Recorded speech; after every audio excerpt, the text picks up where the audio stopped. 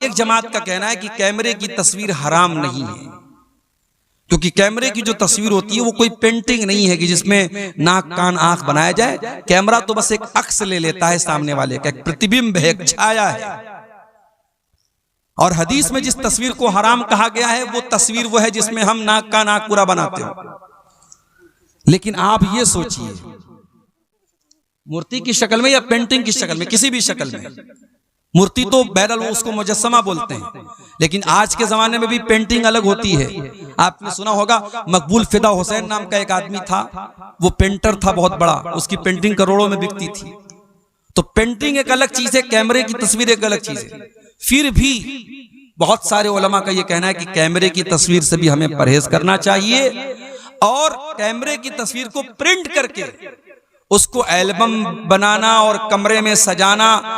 मैं एक मकान में गया, एक साहब अपने कमरे में, चूंकि हम लोग कहीं जाते हैं तो आदमी सोचता है कि अच्छी मेहमान नवाजी अच्छी की जाए, वो अपने कमरे में लेके गए तो देखा कि कमरे के किनारे एक तस्वीर लगी है, एक तरफ मोहतरम की तस्वीर, एक तरफ मोहतरमा की तस्वीर है। शादी की सालगिरह पर उन्होंने अपनी बीवी को सरप्राइज दिया था।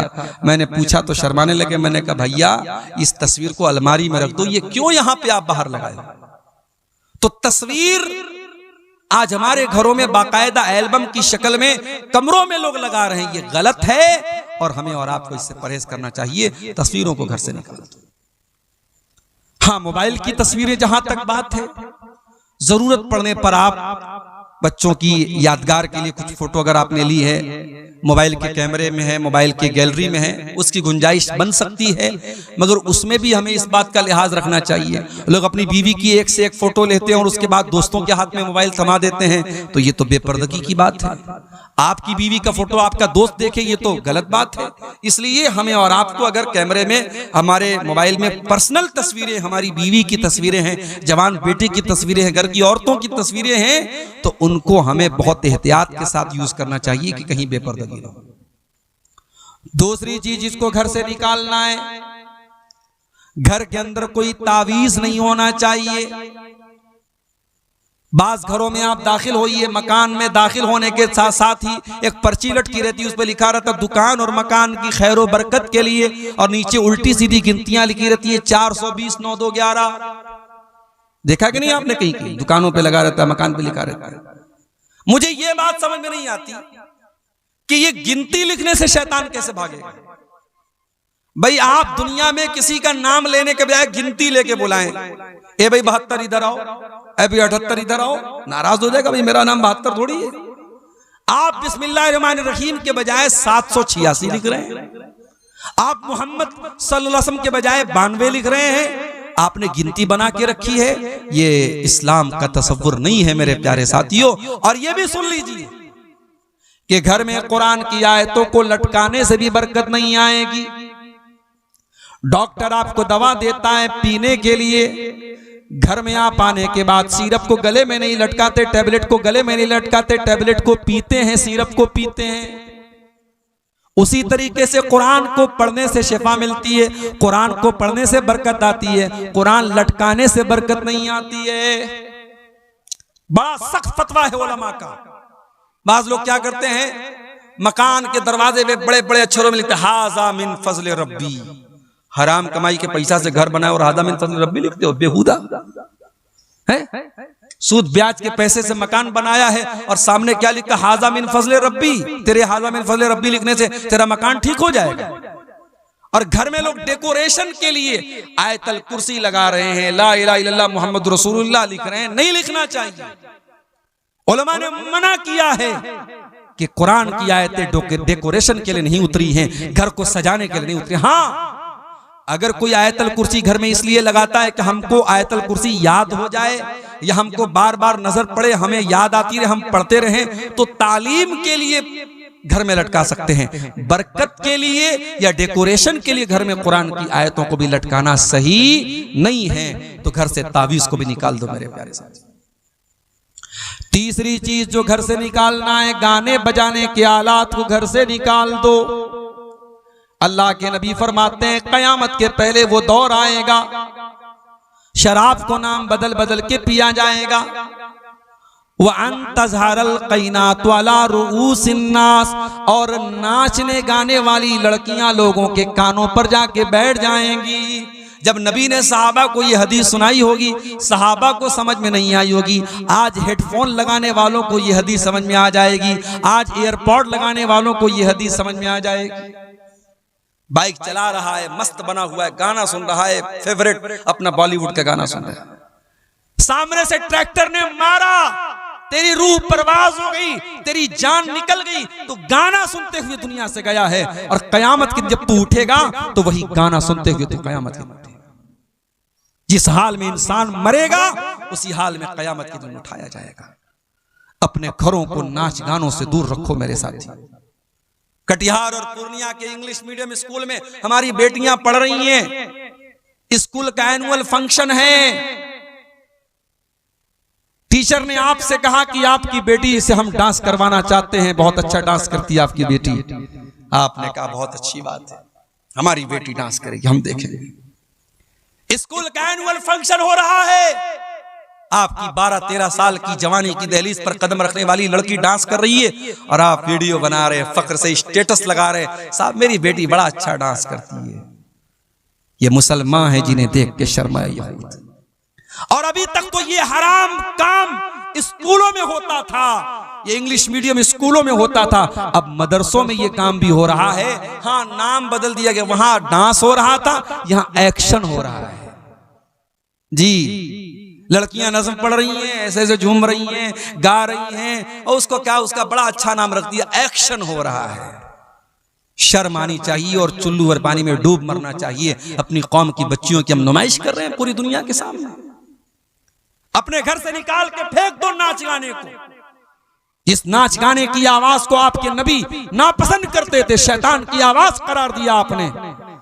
आज बड़े बड़े मुत्तकी दाढ़ी वाले, सजदा करने वाले, उनके मोबाइलों पर भी इंस्टाग्राम और स्नैपचैट और फेसबुक और अला और बला के जरिए उनके मोबाइल पर भी गाना बज रहा है। चौथी चीज जो घर से निकाल के बाहर फेंकना है, एंटीवायरस डालना है, वायरस निकाल देना है। बेहयाई को अपने घर से निकाल दो, बेपर्दगी को निकाल दो।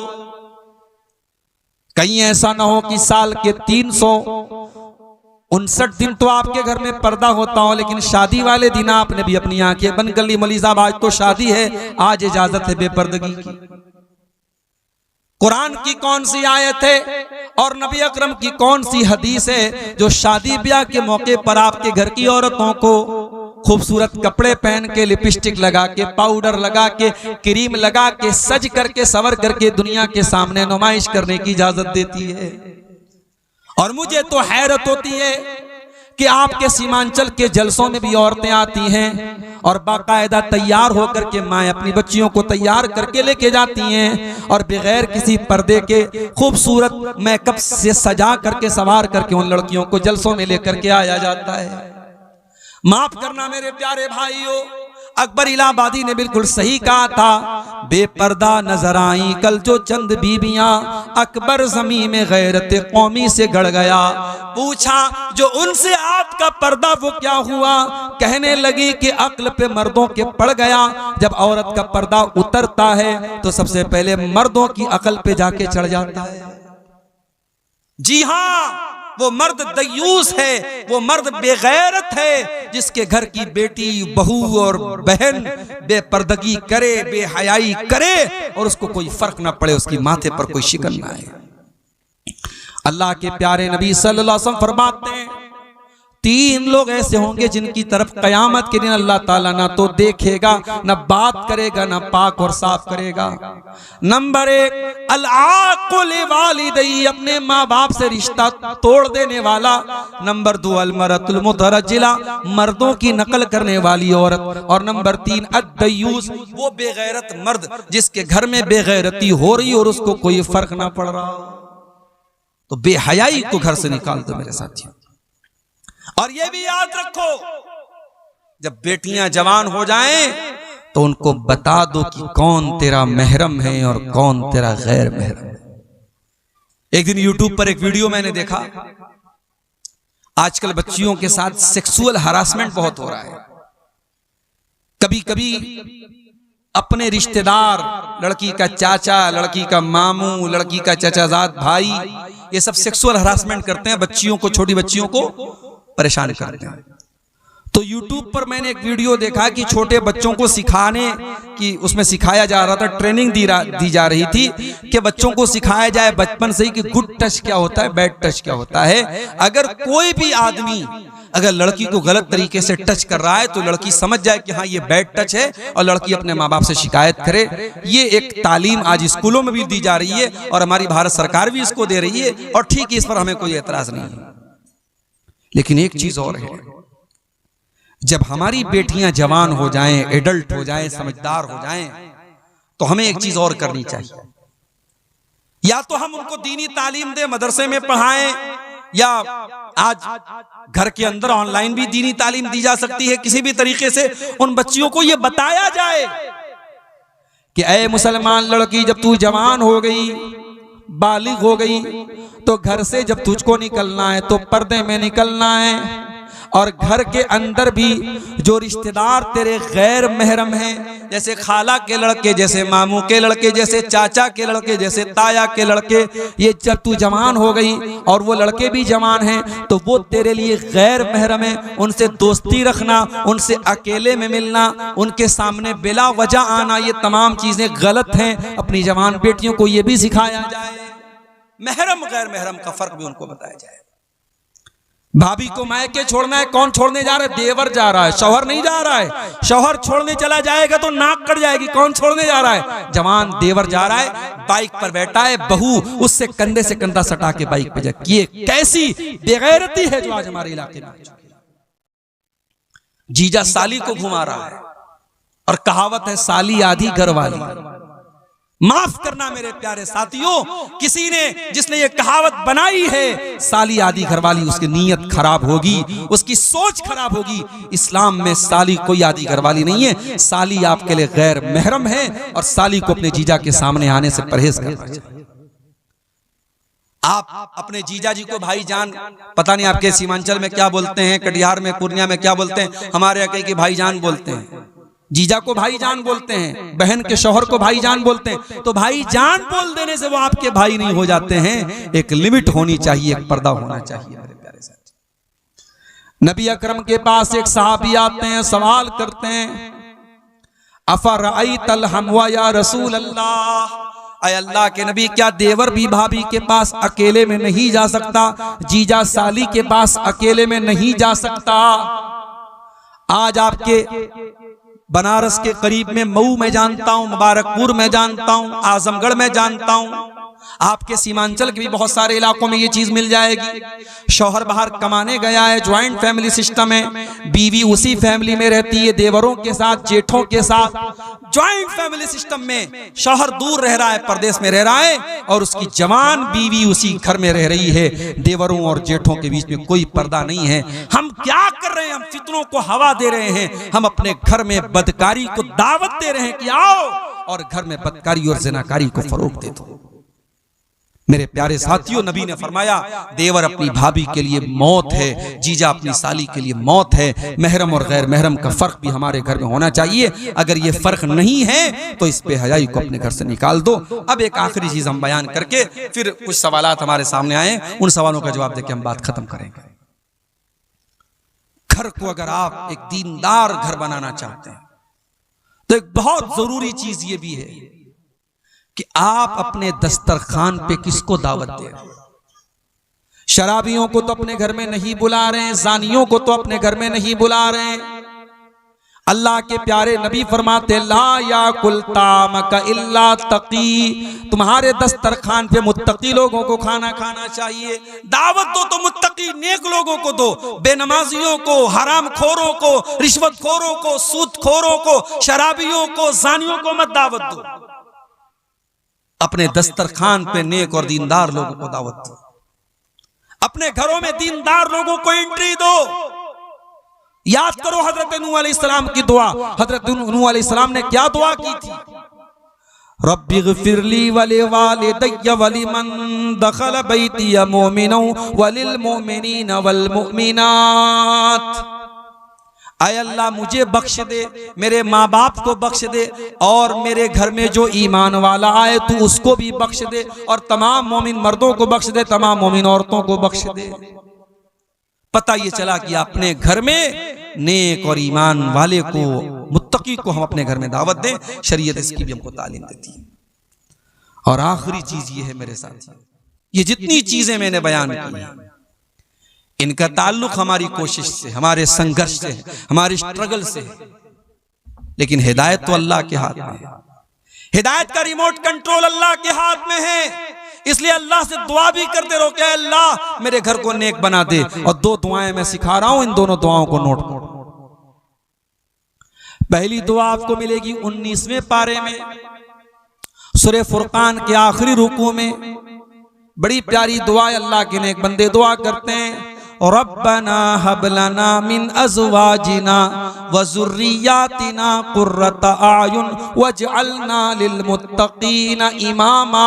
ऐ परवरदिगार, हमारे बीवी बच्चों को हमारी आंखों की ठंडक बना दे और हमें मुत्तकियों का इमाम बना दे। बड़ी प्यारी दुआ है, इस दुआ को पढ़ा करो मेरे साथ। और दूसरी दुआ कुरान के 26वें पारे में शुरू में है, सूरह अहकाफ में, जब इंसान 40 साल का हो जाए तो ये दुआ पढ़े। 40 साल का जब इंसान हो जाता है ना, तो मैच्योर हो जाता है। और जो 40 साल में भी न सुधरे, वो कब्र में जाने तक भी नहीं सुधरेगा। ये बात नोट करो। बुरी आदतें जो छूटने वाली होती है 40 साल तक छूट जाती हैं, और जो बुरी आदतें 40 साल तक न छूटे, वो 70 साल में भी नहीं छूटती। कुछ बूढ़ों को देखो, 70 साल के बूढ़े हैं, चौराहों पर बैठे हैं और उनकी आंखें जो हैं इधर उधर घूम रही हैं। वो जवानी की शरारतें, बुढ़ापे में हाथों में जुम्बिश नहीं, पैरों में ताकत नहीं, मगर वो शरारतें बुढ़ापे में भी जिंदा रहती हैं बास बूढ़ों के अंदर। तो 40 साल इंसानी जिंदगी का बड़ा अहम पॉइंट है। इसीलिए अल्लाह ने 40 साल का होने के बाद ये दुआ सिखाई, और रब्बी औज़िअनी अन अश्कुरा नेमतक अल्लती अनअमता अलैया व अला वालिदैया व अन अअमल सालिहन तर्दा व अस्लिह ली फी ज़ुर्रियती। बड़ी प्यारी दुआ है। ऐ अल्लाह, मुझे तौफीक दे कि मैं तेरी नेमतों का शुक्रिया अदा करूं। जो नेमतें तूने मुझको दी और मेरे माँ बाप को दी, और ऐ अल्लाह मुझे तौफीक दे कि मैं ऐसा नेक अमल करूं जिससे तू खुश हो जाए। वो अस्लिह ली फी ज़ुर्रियती, और ऐ अल्लाह मेरी औलाद की तू इस्लाह कर दे, मेरी औलाद को नेक बना दे, मेरी औलाद को अच्छा बना दे। ये बड़ी प्यारी दुआ है। ये दोनों दुआएं पढ़ा करो मेरे साथ, दुआएं पढ़ा करो। अल्लाह से ताल्लुक मजबूत रखो, इंशाअल्लाह अल्लाह आपके घर की हिफाजत करेगा। ये सवाल एक आया था, हमारे गांव की जुमा की मस्जिद में औरत की जगह है, तो क्या औरत जुमा की नमाज मर्दों के साथ पढ़ सकती है? पढ़ सकती है नहीं, पढ़ना चाहिए। जी, आपके समाज में जो अज्ञानता है, जो जिहालत है, जो मुसलमान लड़कियां आज गैर मुस्लिमों के साथ भाग रही हैं, मुर्तद हो रही हैं, उसकी बहुत बड़ी वजह हमारी कौम की लड़कियों और औरतों को दीन की तालीम नहीं है, ये वजह है। और जुमा की नमाज में अगर पर्दे का अरेंजमेंट है तो आप औरतों के लिए बिल्कुल इंतजाम कीजिए। मैं झारखंड में बाज़ इलाकों में गया और बाकायदा मैंने वहां जुमा के खुतबे में तकरीर में कहा कि आप अपने औरतों का इंतजाम कीजिए, और अल्हम्दुलिल्लाह मेरे कहने का उन लोगों ने उनके ऊपर असर भी हुआ और वहां औरतों का सिलसिला शुरू हुआ। हाँ, औरतें जुमा में आएंगी, पर्दे के साथ आएंगी, पर्दे का लिहाज रखेंगी, औरतों की एंट्री अलग हो, उनका दरवाजा अलग हो, पर्दे का पूरा इंतजाम हो, मर्दों की नजर औरतों पर न पड़ती हो। अगर ये सारी कंडीशन है तो औरतों का इंतजाम बिल्कुल रखना चाहिए। रख सकते नहीं, रखना चाहिए। मजहब इस्लाम में बच्चा बंद करना जायज नहीं है, लेकिन ज्यादा बच्चे होने पर हम तालीम नहीं दे पा रहे हैं, इन हालात में हम क्या करें? देखिए, ये बहुत अहम सवाल है आज के दौर में, जिसको हम मुहज्जब अल्फाज में कह सकते हैं फैमिली प्लानिंग की इस्लाम में क्या हैसियत है। तो देखिए, फैमिली प्लानिंग की दो शक्लें हैं। एक शक्ल ये है कि दो बच्चे हो गए, शौहर ने नसबंदी करा ली, बीवी ने नसबंदी करा ली, बीवी ने ऑपरेशन करा लिया, हमेशा हमेशा के लिए औलाद का सिलसिला बंद कर दिया गया, तो ये चीज जायज नहीं है। परमानेंट इस सिलसिले को रोक दिया जाए जब तक कि कोई ऐसी मजबूरी ना हो। कभी कभी ऐसा होता है कि औरत के अंदर कुछ क्रिटिकल बीमारी होती है और डॉक्टरों का इत्तेफाक होता है कि अब अगर ये प्रेग्नेंट हुई तो इसकी जान को खतरा है और डॉक्टर का कहना होता है कि आप इसका ऑपरेशन करा दे, तो वो एक मजबूरी की सूरत हाल है, उसमें कराया जा सकता है। बाकी फैमिली प्लानिंग के लिए जो वक्ती तरीके अपनाए जाते हैं, आप लोग माशाअल्लाह जानकार हैं, बहुत सारी चीज़ों पर आपकी नज़र है। मैं पब्लिक प्लेस में तमाम लोग सुन रहे हैं, बहुत सारी चीज़ों का नाम मैं नहीं ले सकता। वक्ती और आरज़ी और टेम्पररी तौर पर हमल को रोकने के लिए जो चीज़ें अपनाई जाती हैं उनको अपनाया जा सकता है बच्चों के बीच में गैपिंग रखने के लिए। लेकिन सुनिए, लेकिन अगर हमल ठहर चुका है, अगर ये डॉक्टर की रिपोर्ट आ गई है या आज के जमाने में प्रेगा न्यूज वगैरह के जरिए पता लग जाता है कि हाँ बीवी को हमल है, अब उस हमल को होने के बाद अब आपको किसी दवा के जरिए, किसी एबॉर्शन के जरिए उसको खत्म करने की इजाजत नहीं है। उसके पहले, हमल के पहले के जो रास्ते और जो तरीके हैं वक्ती तौर पे रोकने के, आप उनके बारे में मालूमात करके उनको अपना सकते हैं। लेकिन हमल ठहरने के बाद किसी बच्चे को, चाहे वो अभी सिर्फ हमल की शक्ल में है, उसे कत्ल करने की इजाजत इस्लाम में बिल्कुल भी नहीं है। प्यार करके शादी करना कैसा है भाई? कोई दिल जला है जिसकी तरफ से सवाल आया है। प्यार करके शादी करना कैसा है? सवाल को थोड़ा उलट दीजिए, शादी करके प्यार कीजिए, प्यार करके शादी मत कीजिए। ठीक है, प्यार करके शादी करना ये इस्लाम का तरीका नहीं। हाँ, आज का दौर है, आपके खानदान की कोई लड़की है, बहुत खूबसूरत है, आपको पसंद है, आप जो जायज तरीका है अपने माँ बाप को भेजिए कि भाई लड़की दीनदार, सिर्फ खूबसूरती को मेयार ना बनाइए। अगर लड़की दीनदार भी है, खूबसूरत भी है, आप रिश्ते का पैगाम भेज दीजिए, शादी कर लीजिए। लेकिन ये कोई तरीका नहीं हुआ कि आप मोबाइल नंबर हासिल करें, चैटिंग करें, बातें करें, सेटिंग करें और उसके बाद आप शादी करें, तो ये जायज नहीं है। ये इस्लाम में इसकी इजाजत बिल्कुल भी नहीं है। दूसरा सवाल है, नया घर में कुरान खानी करवाना कैसा है? चाहे नया घर हो चाहे पुराना घर हो, कुरान खानी कराना जायज नहीं है। कुरान पढ़ना सही है, किसी को बुला करके लड्डू खिला के कुरान पढ़वाना ये सही नहीं है। और कुरान बहुत सारी जगहों पे क्या होता है, मरने वाले के लिए भी कुरान पढ़ते हैं, वो भी जायज नहीं है। कुरान पढ़ना नॉन ट्रांसफरेबल इबादत है, किसी को ट्रांसफर नहीं कर सकते। अब्दुल गफ्फार साहब कुरान पढ़ के मौलवी साहब को बख्श दें, इसका इस्लाम में सिस्टम नहीं है। हम कुरान पढ़ेंगे, हमको सवाब मिलेगा। इमाम साहब का वजू मुकम्मल नहीं है तो क्या मुक्तदी की नमाज हो जाएगी? नहीं होगी, दोहरानी पड़ेगी नमाज। और अगर नमाज के दौरान वजू टूट जाए इमाम साहब का, तो जहां से टूटा है वहां से किसी दूसरे को इमाम बना दे और इमाम साहब वहां जाके वजू करें और फिर से नमाज अपनी पढ़ें। बीच में अगर वजू टूटा है तो वहां से दूसरे को इमाम बना सकता है, लेकिन वजू ही सही तरीके से नहीं किया और ऐसी हालत में नमाज पढ़ा दिया और बाद में पता चला कि वजू सही नहीं था, तो वो नमाज दोहरानी पड़ेगी। अल्लाहु आलम।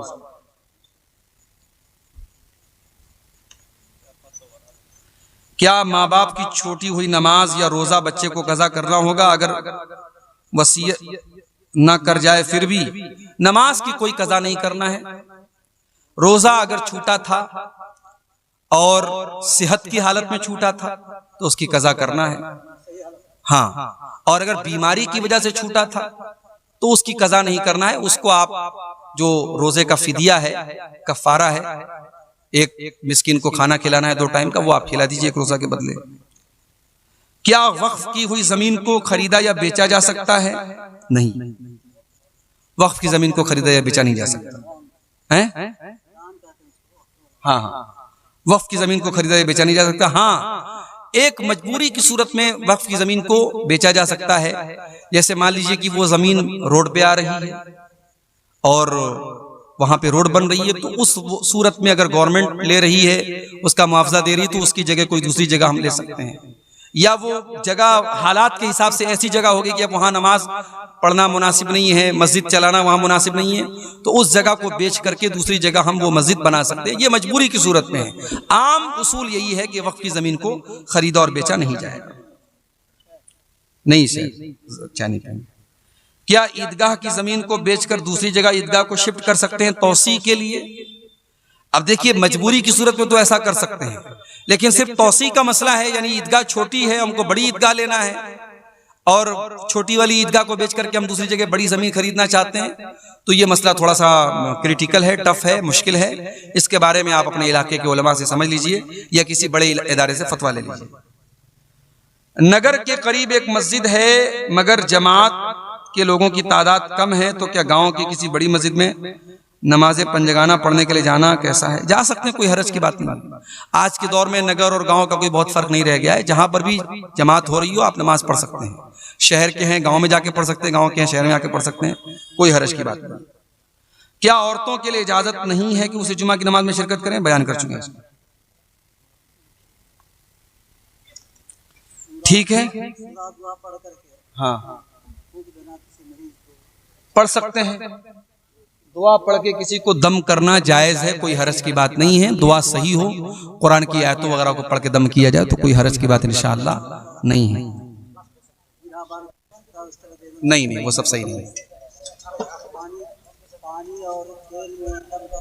अगर इलाज के दौरान, क्या लिखा है, पेशेंट इलाज के दौरान पेशेंट किसी भी तरीके से उनकी मौत हो जाती तो क्या हम कातिल कहलाएंगे? अगर लापरवाही की है आपने तो कातिल तो कहलाएंगे। भाई देखिए, इलाज के तरीके, आज ऑपरेशन वगैरह होता है तो डॉक्टर बाकायदा एक जो है साइन कराता है, सिग्नेचर लेता है कि भाई अगर मरीज की मौत होगी तो उसके जिम्मेदार हम नहीं होंगे। वो एक कानूनी एक मसला होता है। लेकिन बाज औकात ऐसा होता है कि मरीज की जान जो होती है वो डॉक्टर की लापरवाही से जाती है। तो अगर वाकई में डॉक्टर ने लापरवाही की है तो वो गुनहगार भी होगा, और दुनिया में जो लीगल तरीके से उसके खिलाफ जो कार्रवाई होगी वो भी होगी। अगर कोई पुलिस में है और उसे आगे से ऑर्डर आ जाए कि सामने वाले को मारना है